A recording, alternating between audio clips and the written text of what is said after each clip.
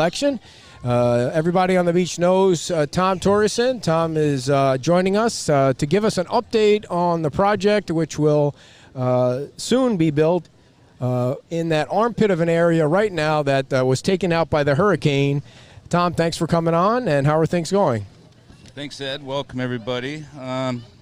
In spite of everything, things are going really well. We just got our first of 3 daughters married off this last weekend, and down on Lover's Key on Thursday evening. It was a little windy and chilly, but we made the best of it, and we had family members in for a week. We rented 6 houses, and we had New Zealanders and Minnesotans kind of join in the middle ground here on Fort Myers Beach and support these kids. But so give us an update on the project and the lawsuit first. Just sitting out there waiting. Yeah, the lawsuit, I think most people know that there's a scheduled orals arguments on April 15th up in Tampa, and that may or may not occur. Really at this point, it's unlikely that the 3-judge panels even looked at the case yet, and they probably won't until just right before the orals. And when they do look at it, our hope, there's a likely chance, and our hope is that they just deny the case at that point and dismiss or get rid of the oral arguments. That's the best outcome that we could hope for. And if that's the case, the lawsuit's over with at that time. But, of course, the judges may want to ask some questions, so then it would go to orals and just get some clarifications on some points. Each party only has 20 minutes for the orals, and that includes judges questioning. So it's a real quick process on April 15th. And if that occurs, it'll probably be a couple months process for the judges to issue their ruling. Awesome. So there's a chance they can look at it. There's also a chance they can look at it and say, we don't want to look at it anymore, and they just toss it back and it's done. Yep, that's right. And it's over with. And it's a reasonable expectation to think that they will just dismiss the case and cancel the orals. But you never know. You never know. Right. Thank you. And is that the end of the process then? There can be nothing else? That's the end of that case. It depends upon, you've heard it from Mr. Conadaris and Mrs. Patton that they both are going to take this to no end. Bob's, I think, has been quoted as saying, well, I know he has been quoted as saying, I heard him, but I'll spend my last dollar on fighting this. So, who knows what they'll come up with next. Is there any chance that the land that was vacated could become a lawsuit? I know anything can become a lawsuit, but are you worried about that at all? Because the town, you guys were going back and forth. The town wanted to get it right. They wanted to do it over to make sure that everything was correct. Well, you're exactly right about, I call it the do-over or whatever you want to. You're exactly right that the do-over is because the previous ordinance, which now no longer exists, and now has been replaced with an ordinance that's more in tune with today's times, the way the procedures or the proceedings happen with right-of-way vacations in other municipalities, around Lee County, Collier County, Lee County. They updated it, and there was sentences that weren't finished in the old ordinance, like we're responsible to present a mailing list of all property owners within 500 feet of the property. Then it doesn't say what to do with them. So now the ordinance is rock solid, and we're following all the procedures to a T.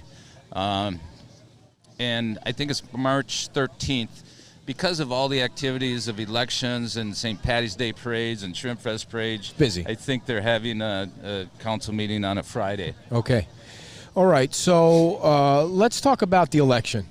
Unless there was something else let's talk about the project a little bit more, right? You wanted to talk about the work that can't be started because of the lawsuit, which has nothing to do with with the building. Yeah, really, when you think about it, there's it's not just stalling the Margaritaville project, but there's more to what the council approved, the LPA approved back in 2018 with the TPI FMB project. It set a stage. One of the greatest benefits, one of the really, really top 2 benefits, 2 or 3 that the project provided, is land to the town that's essential, that's for redesign of the base of the bridge for pedestrians, bicycles, and vehicles. The Ocean Jewel property is absolutely essential. Additionally, we're providing new right-of-way to LEDOT to put in traffic control apparatuses, along with designing the pedestrian bridge to accommodate traffic control devices. And though all this designing is going on, and there's so much excitement surrounding the redesign at the base of the bridge, it can't happen without these land exchanges. The land that you gave, yes, as part of... that we will be transferring. Right. We still have title to it. Right. And the reason you have title to it is because the lawsuit. That's right. So we're proceeding with the what's already been previously authorized by the LPA and the town council.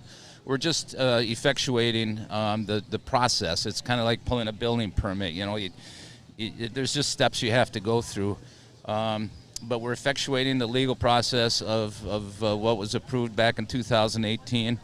And then at that point, it will be subject to us moving forward. So there's performance criteria that this land, let's say, it's hard for me to even fathom any possibility of the patent case prevailing in any way. It's just really a stall tactic, which is obvious, I think, to everybody. Mm-hmm. But let's just hypothetically say, if they prevailed, that land would not go to the town. Right, right. And the base of the bridge would stay the way it is. Yep, that's right. So the other thing I want to make sure people understand is where you're putting the resort is there's no height restrictions on that spot. You could build it 700 feet in the air if you wanted to, and you're keeping it to 52 feet. And I doubt would ever be approved for 700 feet, but there is no restriction where we're putting the main resort building, which, you know, we chose to voluntarily move it from the Gulf side to the bay side of Estero Boulevard.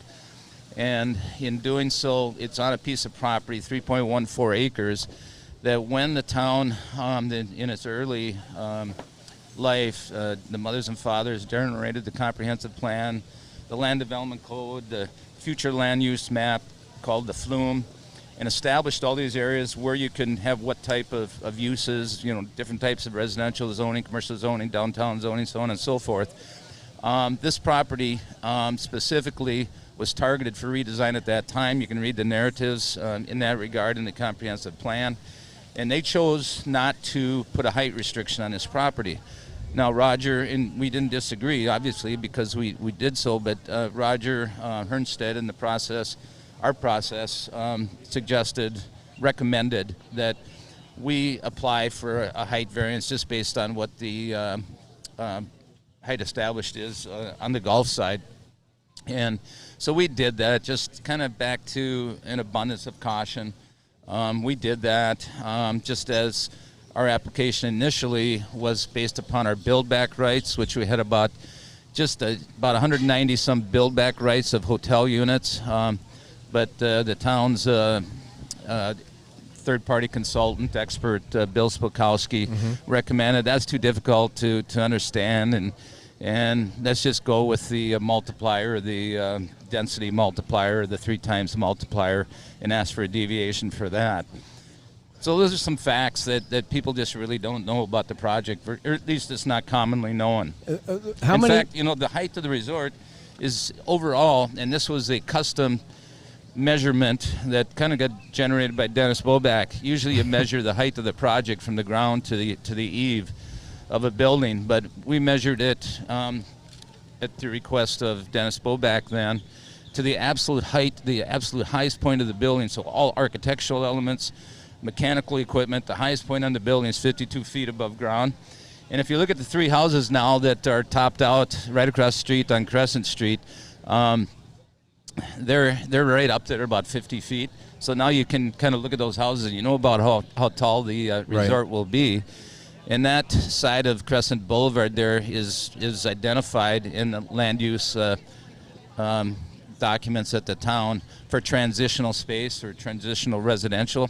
That's what's happening there. The people on Primo Street, as Crescent Street continues to redevelop, will never see the Margaritaville Resort. They'll just see houses. Real quick, before we get to the election, one of the things that you mentioned in the press conference of a couple of weeks ago that I don't think many people knew about at the time was as traffic that's coming through for construction, or as not even construction, traffic when the resort is open comes down, they're not turning around and coming back to get out. You've got it constructed where they're basically circling around and getting off the bridge, correct? That's right. We do a left off of Estero onto Crescent where there'll be controlled lighting signals, crosswalks, and the pedestrian bridge.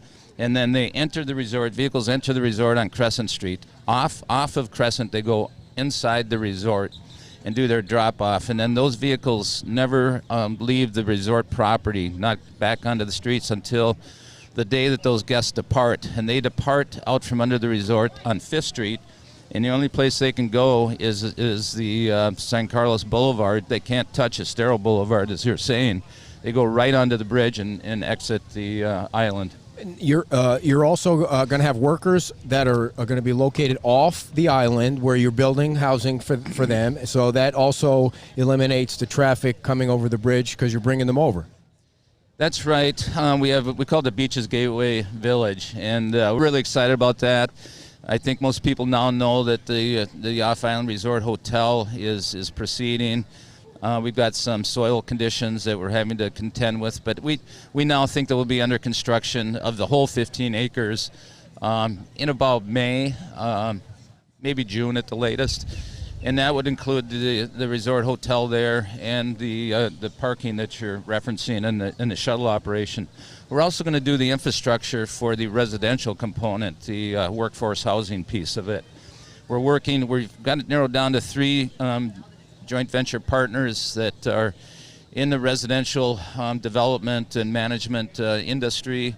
One of the most exciting prospects we have for the residential that's really looking promising is kind of Key West style 3-story houses, so that there's about a 1,600 square foot house on each of the 3 levels, 3-bedroom, 2-bathroom houses, and we're thinking we can get about 90 of those houses on the property. So we're zoned for 150. Going with the housing approach versus the apartment approach reduces what we can fit on the site, but it's, I think, more conducive to the workforce housing and the environment that we want to create. And lastly, on the project, how many parking spaces will you be providing in and around the building compared to how many rooms you'll have? Well, the rooms are 254, and I think the parking is right around 380 underneath the resort, in addition to the off-site parking. Do people know that you're providing more parking, and not everybody that comes is going to need a room, need a spot? We will recommend that people don't bring a car, because you think about our guests in the hotel. I mean, they're most exclusively fly-in type guests. Right. So they really just need to get from the airport to here. With our wedding that we had this weekend, there was not one car rented of anybody. We're in the walkable district. The town zoning has it identified correctly as a walkable district, and we will recommend to guests that there's no reason to burn your money up on renting a car, the cost of the car, $35 a day to park it in our garage. Why do it? But what that will do is provide, vacancy parking stalls that then we can use for the public. Right. One more thing, I keep remembering things from the press conference. When everything is said and done and built, there's always a problem with people walking across the street on Estero Boulevard and causing the traffic to stop, because people driving their cars want to let the people get across the street. It's the beach. You're going to be eliminating 7 spots where people can now actually walk across to the Mermaid or go back and forth to different spots, and you'll have a pedestrian walkover, so it should alleviate some of the traffic issues because people won't be stopping as much. Well, it will. It's actually 7 vehicle ingress-egress points along Estero that were eliminated. And turning vehicles, I think everybody will recognize that stalls traffic. So we're removing our ingress-egresses off of Estero and just containing them to the Crescent Street and 5th Street. One thing about the pedestrian bridge, I know that during the proceedings, Tracy said, well, that's only for the benefit of the bridge, or not the bridge, but the resort. People aren't going to go up the elevators, the stairs, and use that. But, I I partially agree and I partially disagree. If hypothetically the only people that use it were the resort guests, it's a success. Because if you keep the resort guests off of Estero Boulevard, that's a success in itself. And when you think about it, it's all being done 100% at the cost of us. The town, the county, the state is not paying one dime for that pedestrian bridge, the stairways, the elevators. We are putting, hard-plumbed men's and women's restrooms up at that level, open to the public, all at our cost. But I do think people will use the pedestrian bridge because we've designed this resort to be a community resort. It's much different than Pink Shelter, Diamond Head, which are really minimally interacted with by the community. This is really an open resort with a lot of amenities and views that the community will really enjoy. So I think that, yes, the pedestrian bridge will keep the resort guests off the street and blocking traffic, but also I think the community is going to want to get up that one story and interact with the resort. Shoveling the ground on what day? You want my best guess? Yeah. I'm going to say it after things are resolved with the lawsuit. It's going to take us 4 months to mobilize with financing and bidding. We're really in a great place on our plans. We're really right down to pulling our permits right now. So we're really in a good place to just get going as soon as this is resolved. 2-year project? 2-year project. Just think of this, folks. Less time than it takes to do the road work. Yeah, that's for sure. So, Tom, let's talk about the election. These flyers that have been going out, the Save Our Beaches organization that has been sending out lies and propaganda. What do you think of this group, and have you been able to pin down exactly who's running it? Well, it does hurt, when you get untruths being circulated and under the guise of some kind of professional environmental organization that's looking out for the benefit of the beach to spread these untruths, these propagandas. The environmental improvements that Margaritaville Resort will make on the current premise is, and not to bore you with all of it, and maybe it's not boring, but is very, very, very significant from what's there now. But no, I really can't say. I can't definitively say who's behind it. I think we all know who's behind it, and they're hiding behind layers of PACs. They didn't just set up the one PAC, Save Our Beaches. They are using funding from other pre-existing PACs that have hundreds of thousands, and one of them has 7-digit numbers of cash on hand to fund their cause. I was disappointed to see that Forrest, after the first flyer, did not come out and say, hey, I'm not part of this group. I don't know why they put my face on there. But I guess if he doesn't have any money to run a campaign like that to get those slick flyers out, maybe he's just figuring, can't hurt me. Well, Forrest is definitely being coached. And I really like Forrest. Who doesn't like Forrest? Right. Who doesn't like Forrest? But he's definitely being coached, which kind of leads me into, I've visited with every single one of the candidates. Even Brandt. Even Brandt. I've had a couple of conversations with Brandt. Both of them were on the phone. He asked for my endorsement, which I'm not going to give. Please. You got to be kidding me. That dude's coming in last place in this election. I don't know, but it's an important election. What election isn't important? You've got a good slate of candidates to pick from. I think there's only one bad apple, but and I think that Dave Drum, I think he's a really good guy. I like him. I would say I think he's in it for the wrong reasons. It's kind of an eeny, miny, mo, amongst his garage buddies where they're drinking beers to who's going to do this, because I think we could do a better job than what's being done now, and I just think it's the wrong reasons. And Forrest, I love him dearly, but I think he's in for the wrong reasons too. I think he got in because at the time there just wasn't a slate of candidates. I think we have really 4 good people to choose from. Mm-hmm. And that's a good slate of candidates. And they are. Tell us who you're going to vote for. Well, there's I can't say 1, 2, or 3, but I've already voted. Okay. So you can't influence me. Well, who did you vote for then? I don't think I can influence anybody. But I voted for Bruce Butcher, Dan Ehlers, and Jim Adderholt. And Jim Adderholt is new to the political scene. on FMB. Not new to FMB by any means, but I think the community would be so blessed to have him in the office, and anybody that interacts with him quickly comes to the same conclusion. You talk about propaganda over the weekend in the social media. He was attacked by some local residents for not being environmentally supportive up in Indiana, which was so far from the truth. And my wife happened to trip over the communication, and we alerted Jim to this, and he, in his typical professional fashion, responded and provided all the facts. And the story was so opposite of what was represented. You know, you got to be really careful with the social media, any of the media. But anyway. I appreciate you calling me that, but I don't know if I fit into that category. But yeah, and Dan Ehlers has been attacked, unrightfully so, and he's probably, I don't think he said it or disclosed it, and maybe I'm out of place to say it, but you know, his daughter has been brought into it, not suggesting, but saying that she's been on welfare, which is so far from the truth. He and his ex-wife get along great. Megan gets along with her great.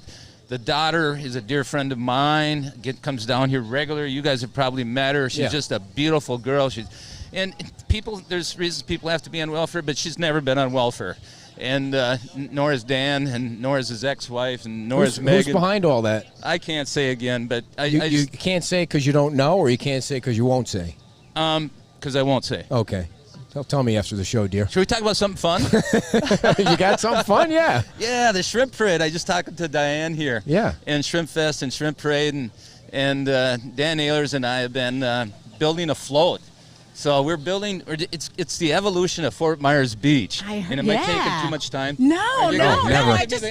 I like to chime in on the good stuff. The good stuff. I'm You're the the happy good stuff. stuff, I'm the happy stuff. She doesn't want anything to do with the election. We have been having so much fun. I've got a storage building about 3 miles off island here that has got all our tools and storage. All our kids have their junk there and motorcycles and stuff, and I got my junk there, and I've got a kegerator there, and I got a stereo there, and we just have fun. And we've had so many volunteers from the beach working on this float. It's really a community float. We're looking forward to it. It is the evolution of Fort Myers Beach, and it starts with the Caloosahatchee Indians, and then it goes to, see if I can get this right, the first American settlement and homestead on the beach. The mound house is highlighted. Then we go to the 20s, and the swing bridge. That's when the swing bridge was in place. In the front of the float, on the top front of the float, there's actually going to be a swinging swing bridge. Wow. And so that's the 20s, and let me see. Then it goes to the shrimp industry in the 40s. Really kicked off. Are you going to go through every decade, Tom? Because I don't know if I have that much time. You're only into the 40s now. Come on. I'm at the 40s. We have a concert to go to tonight. And then the 60s. The top of the float is Matanzas Pass Bridge. And then it goes to, the arches. I'm getting a little out of sequence here. We got the old arches on it. And we finish off with the Margaritaville. Very nice. Tom, how big is this float to have everything like 100 feet long? It's heavy. Are you going to have to bring it here in pieces in order for it to be... Very slowly. Yeah. Well, we're looking forward to seeing that. He said this is the fun thing, dear. I don't remember him ever inviting us to the fun time over building the float. Dave, yes. Haven't you been invited onto the float? We've got 60. I have to we've stay got neutral. We've got 60 people that are going to walk or be on the float. We got 10,000 Neil Frame beer can koozies that we're going to hand out with the Margarita. These are going to be collector's pieces. It's going to have the Margaritaville 2021. 2022, I think it is. Commemorative can koozies we're going to hand out. We got 10,000 of them to hand out. What are the chances you're going to have like a big star singer surprise people on the back that has anything to do with the resort? Well, one of the stars pulled in my house last night at 4 p.m. after doing a concert up in Bradenton. Okay. You alluded to it. Jay Allen and Kylie Morgan are staying with us this week. They attended our daughter's wedding. They're putting on a concert at Shuckers tonight, and a lot of us are going to be there. Yeah. It's going to be a great time. Yeah. So I better bow out. Thank you for the update. I've been burning up your day. Thank you for the update. We love it. You have an open invitation. I could look for some no, that's really all right. good Take your stuff. notes and go back home. All right, thanks, guys. Tom Torgeson, everybody. A big hand for one of our favorite guests. Oh, the crowd's going wild here. It's always. They invited us on to be I know, on. dear. I can't. I know. I have to remain neutral. I can't be